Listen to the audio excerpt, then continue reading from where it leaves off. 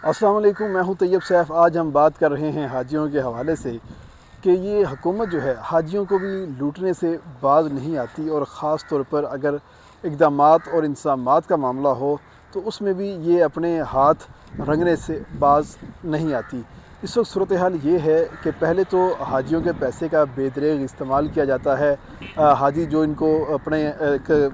Tour के लिए इनको 10 से 11 लाख रुपए देते हैं, और उस 10 से 11 लाख फ़ी हाजी जो है वो 7 से 8 माह वज़ारत हज के अकाउंट में पड़ा रहता है, और उस अकाउंट के ऊपर पहले तो मुनाफा कमाया जाता है। गुज़श्ता साल तकरीबन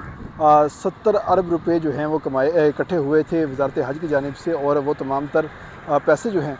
वो एक बैंक के अंदर रखवाए गए, डिपॉज़िट करवाए गए, और डिपॉज़िट के ऊपर मुनाफा कमाया गया, और मुनाफा कमाने के बाद 48 करोड़ रुपए जो पैसे हैं वो इस वज़ारत ने कमाए, और कमाने के बाद कहा गया कि हमने इन पैसों को हाजियों के लिए सिमें ख़रीदने के ऊपर ख़र्च किया है, और कुछ जो है हमने अपने ऑपरेशनल अखराजात के ऊपर इस्तेमाल किया है। यानी हाजियों के पैसे हाजियों के ऊपर लगाने के बजाय अपने लल्ले तलल्लों में उड़ा दिए हैं, और उसका जो जवाब है वो प्रॉपर जमा नहीं करवाया गया इनसे। इसके बाद अगर हम बात करते हैं तो बाकी जो तमाम तर इंतज़ामात थे हज 2024 के, उसके ऊपर भी बड़ी एक इस वक्त इतराज़ात जो है वो सामने उठना शुरू हो चुके हैं। और ख़ास तौर पर जो वज़ारत में जो ऑडिट हुआ है उसके मुताबिक कि हाजियों को जो उनके पैसे पहले इस्तेमाल करके लूटा गया तो लूटा गया, उसके इंतज़ामात के हवाले से भी उनको लूटा गया। और जो सबसे बड़ा इतराज़ आया है कि मिना के अंदर जो हज्जाज कराम वहाँ पर गए तो उनको वहाँ पर रहाइश का जो बेहतर इंतज़ाम था वो फ़राहम नहीं किया गया, और ना ही उनको गाइड करने के हवाले से किसी किस्म के इक़दामात जो हैं वहाँ पर किए गए थे, जिसकी बायस हाजियों की एक बड़ी तादाद को सख्त मौसम के अंदर मिना में खुले आसमान के नीचे 3 दिन तक रहना पड़ा, जिसकी वजह से उनको काफ़ी हद तक मुश्किलात का सामना करना पड़ा। जबकि इसके अलावा पाकिस्तान से मावरीन जाते हैं, और साथ ही साथ वहाँ से मुकामी मावरीन जो है उनको भी हायर किया जाता है, और उसकी जो बाकायदा तौर पर अखराजात हैं वो वज़ारत हज जो है वो अदा करती है, और वो हाजियों के पैसों से ही उन तमाम तर अखराजात को अदा किया जाता है। तो सस्ते जो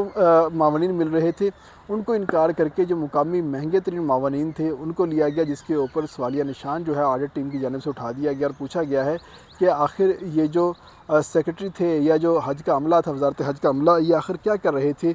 जो इन्होंने तमाम तर महंगे लोगों को वहाँ से हायर किया है और हाजियों को लूटा है। और ख़ास तौर पे हज्जाज किराम की जानिब से जब जाते हैं उम्रा करने के लिए, हज करने के लिए, तो वज़ारत की जानिब से उनको एक टोकन ऑफ एप्रिसिएशन दिया जाता है, उनके लिए तोहफ़े जो हैं वो ख़रीदे जाते हैं। तो उन तोहफ़े के अंदर भी बड़ी बेज़ाब्तियाँ जो हैं वो देखने को मिली हैं, और साथ ही साथ बहुत सारी जगहों को पे ऐसे हुआ है कि इन्होंने महंगे तरीन होटल जो हैं उनको बुक किया था, उनको अदायगियाँ कर दी गई, लेकिन अदायगियों के बाद वहाँ पर किसी हाजी की रिहाइश जो है वो नहीं करवाई गई, और ना ही वहाँ पर VIP हाजी कोटा जो है वह जा सका, ना नॉर्मल जा सका, ना ये इनके अपने लोग जो है वहाँ पर रिहाइश अख्तियार कर सके, बल्कि वो रहाइशें इन्होंने इस्तेमाल ही नहीं की, और इस्तेमाल किए बगैर उनके जो पैसे हैं वो अदा किए। और जब इसकी मज़ीद तफसीलात सामने आई उसके अंदर ये बताया गया कि ये जो रहाइशें थी ये इनके अपने चाहने वालों की, इनके अपने जानने वालों की थी, जिनको फ़ायदा पहुँचाने के लिए इनकी रहाइशें जो हैं वो किराए के ऊपर ले ली गई। हालाँकि हमारे पास इतने हाजी ही नहीं थे जिनको हम वहाँ पर ठहराते, और उन हाजियों के रहने के हवाले से ज़रूरत से ज़ायद जो है रहाइशें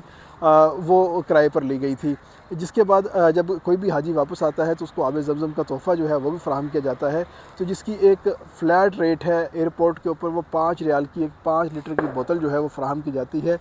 लेकिन उसको ख़रीदने के हवाले से भी महंगा तरीन पानी जो है वो ख़रीदा गया है, और इस हवाले से ये तमाम तर इतराज़ात हैं वो लगा दिए गए हैं, और ऑडिट रिपोर्ट के अंदर बता दिया गया है। और जिसके बाद ये तमाम तर चीज़ें जो हैं डिपार्टमेंटल ऑडिट कमेटी के अंदर जाएंगी, और डिपार्टमेंटल ऑडिट कमेटी इसमें जो ज़िम्मेदारान हैं इसका तयन करेंगी कि आखिर ये तमाम लोग थे कौन से जिन्होंने ये तमाम तर चीज़ें